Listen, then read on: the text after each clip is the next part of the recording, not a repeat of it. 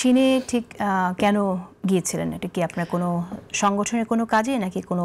ধন্যবাদ। আমি চীনে গিয়েছিলাম ইউনান প্রভিন্সের, তাদের একটা কালচারাল কোঅপারেশন আছে। তো আমরা যেহেতু ইনকিলাব কালচারাল সেন্টার, এটা একটা রেজিস্টার্ড কালচারাল অর্গানাইজেশন, তো এই কালচারাল এক্সচেঞ্জ বাংলাদেশ এবং চীনে, এটার জন্যই মূলত ওখানে অনেকগুলো এথনিক মাইনরিটিজ আছে, বিশেষ করে অনেক ইউনিভার্সিটি আছে। এবং আপনাকে বলে রাখি, যেমন এটা আমি এবার নতুন জানলাম যে একমাত্র বাংলাদেশের বাইরে চীন একমাত্র দেশ পৃথিবীতে যেখানে 5টা ইউনিভার্সিটিতে পুরো বাংলা অনার্স পড়ানো হয়।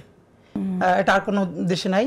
অনেক জায়গায় ছোট কোর্স হিসেবে আছে, কিন্তু পুরো অনার্স হিসেবে আছে। কিন্তু আফসোস হলো যে এইখানকার যে চাইনিজ স্টুডেন্টরা বাংলা অনার্স পড়েন, তারা যে বাংলাটা কিছু শিখলেন, এটা যে কোথাও পরীক্ষা দিয়ে একটা সার্টিফিকেট নেবেন, মানে এই দেশের যেমন আমরা ইংলিশের জন্য আইএলস দেই, এরা অনেকবার রিকোয়েস্ট করা হয়েছে বাংলাদেশ গভর্নমেন্টকে, বাংলাদেশ বাংলা একাডেমিকে। আজ পর্যন্ত বাংলাদেশের কোনো সরকার এরকম একটা মডিউল স্ট্যান্ডার্ড বা এক্সাম দাঁড় করাতে পারে নাই যে ফরেনাররা তারা যদি বাংলা শিখে তাহলে কোন স্কিলটুকুন কতটুকুন অর্জন করেছে এটার একটা মাপকাঠি ঠিক করা। তো এটা নিয়ে আমরা কথা বলবো। তো এটা হলো প্রথম। হ্যাঁ, এটা অফকোর্স বাংলাদেশের কালচার তাদেরকে বোঝানোর জন্য আমরা তাদেরকে ইনভাইট করে এসেছি, তারা আসবে বলেছে আগামী মাসে। তারা কি বাংলাদেশ থেকে আর অন্য কোনো দলকে বা অন্য কোনো বাংলাদেশ থেকে তো গত এক বছর অনেকগুলো। এবার আপনার সাথে আর কারা ছিলেন ওখানে? না, এবারে শুধুই আমি ছিলাম। এটা হচ্ছে কারণ আগে যারা গেছেন তারা চাইনিজ কমিউনিস্ট পার্টির তরফ থেকে গেছেন, এগুলো সব পলিটিক্যাল ট্যুর ছিল, আর এটা ছিল কালচারাল। সম্ভবত আমরা আগামী বছরও এখান থেকে আরেকটা গ্রুপ যাবে অন্য একটা প্রদেশে, তাদের কালচারাল এক্সচেঞ্জ গুলো যাতে বেশি করে হয়। এবং এটা আমরা খুব ক্লিয়ারলি বলি যে বাংলাদেশে আমাদের যে একপাক্ষিক একটা দেশের হেজিমনি তৈরি হয়েছে, কালচারাল হেজিমনি, এটাকে ভাঙবার জন্য এই প্রোগ্রামে কি আমরা হচ্ছে জনপ্রিয় ব্লগারদের কথা এখানে হচ্ছিল, অনলাইন ব্লগারদের কথা হচ্ছে, এই প্রোগ্রামে কি পিনাকি ভট্টাচার্য গেছেন? আচ্ছা, আমি দেশে আসার পরে শুনেছি যে পিনাকি ভট্টাচার্য উনিও ওখানে গেছেন, আমার সাথে দেখা হয় নাই। অফকোর্স কাছাকাছি থাকলে ওনাকে আমি হ্যালো বলে আসতাম, কারণ এই নিয়ে আমার কোনো গ্লানি নেই। হ্যাঁ, এখন আমাদের অফকোর্স অনেকগুলো বিভেদ থাকবে, অনেকের কথা ভালো পছন্দ হবে, কারো পছন্দ হবে না, কিন্তু আমার একটা খুব কমন স্ট্যান্ডার্ড, হাসিনার পতনের আগ পর্যন্ত যারা সমস্ত ঝুঁকি নিয়ে এই গ্রাউন্ড ন্যারেটিভ তৈরি করতে পেরেছেন যে হাসিনা ফালানোর মতো শক্তি, তিনি অপরাজেয় নন, আমি তাদের সবাইকে শ্রদ্ধা করি। এরপর তো আমরা একই ঘরে 6 ভাই বোন, আমাদের কারো মাছের মাথা পছন্দ, কারো লেজ পছন্দ, কারো মুরগির এক অংশ পছন্দ, তাই বলে কি এর মানে কি আমরা ওই ঘরের মেম্বার না? তো আজকে বিএনপি পলিটিক্স করবে, জামাতে পলিটিক্স করবে, একে অপরের বিরুদ্ধে বলবে, যেমন স্বাভাবিকভাবে যে ব্লগাররা বলি বা বাইরের যারা ইউটিউবার বলি, তাদের কথা যখন জামাতের বিরুদ্ধে বলবে তখন জামাত তাদের বিরুদ্ধে রিয়াক্ট করবে, যখন বিএনপির বিরুদ্ধে যাবে তারা রিয়াক্ট করবে। এটা তো অফকোর্স সবার নিজের একটা জায়গা আছে। এই রিয়াকশনটা খুব খারাপ কিছু না, এটা চলতে থাকবে। কিন্তু আমি মনে করি যে এটা আসলে অত বড় কিছু না, এটা একটা জায়গায় পৌঁছলে হয়তো। আর আমাদের যে ক্যাওয়াটিক সিচুয়েশনের মধ্যে দিয়ে যাওয়া দরকার ছিল আমরা তো যাই নাই, তাহলে জাতি গঠনের সুবিধা হতো আরো। আমরা তো ভেঙে গড়বার যে ব্যাপারটা, আমাদের নেশন বিল্ডিং হয় নাই, এটা হতো। আমি বরং একটুখানি রেসপন্স করতে চাই যে আপনি যেটা প্রশ্ন করেছিলেন যে নির্বাচনের সংখ্যা, ইভেন আমরা এখানে বসার আগেও আমিও জিজ্ঞেস যে এটা কেন।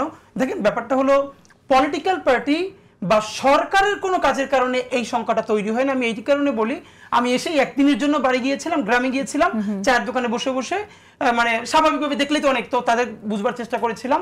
এইটা একটা অনেকে আমরা ভিন্নভাবে ইন্টারপ্রেট করি যে সরকারের যে অ্যাটেম্পট, এই কারণে বুঝে জনগণ বিশ্বাস করেন ইলেকশন হবে, না, ব্যাপারটা এমন না।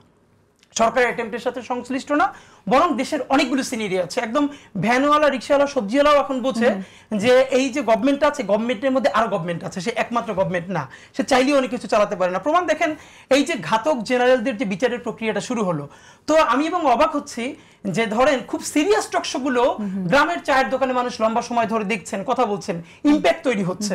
তো আমি বরং আপনাকে কয়েকটা এই বলতে চাই। এক নম্বর হলো ঘাতক জেনারেলদের যে বিচার, এই বিচারটা তো অনেক আগে শুরু হওয়ার কথা ছিল, অনেক চড়াই উতরাই পেরিয়ে। ইভেন যেদিন তাদেরকে ট্রাইব্যুনালে, আমরা যদিও ছোট ছোট মাইনর ইস্যুতে বলেছি এসি বাসে আনা কেন হয়েছে, বাট এটা তো হিস্ট্রির অংশ হয়েছে এশিয়ায়, যে ঘাতক জেনারেলরাও যে কোনোদিন তারা আজীবন ইন্ডেমনিটি পেয়ে যাবেন এবং সিভিল কোর্টে তারা যে আসবেন না, এটা হতে পারে না, এবং তাদেরকে আসতে হয়েছে।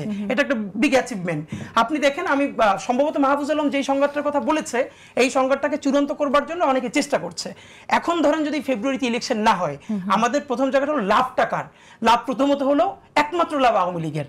কারণ এখন যদি এই ইন্টারিমকে বা এই সরকারটাকে ফেল করানো যায়, আপনি মনে রাখবেন এইটা শুধু কিন্তু ইউনূস সরকারের ফেলিওর না, কারণ তারেক রহমান সাহেব বারবার বলেছেন এই সরকারকে ফেল করতে দেওয়া যাবে না।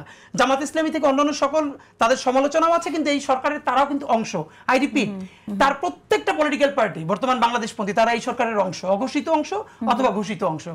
এর মানে যদি সে ফেল করে, তারপর ইলেকশনটা কি হবে, একটা সেকেন্ড ফেজে কম মুজিববাদী এরকম একটা সুশীল সমাজকে ধরেন আপনি গভর্নমেন্টে আনা হবে, 1 বছর রাখা হবে, এরপরে আওয়ামী লীগকে সুন্দর করে পুনর্বাসনের মধ্য দিয়ে এরকম একটা ইলেকশনের প্রক্রিয়া আছে এবং চিন্তায় আছে, এইটা মানুষ বুঝছে।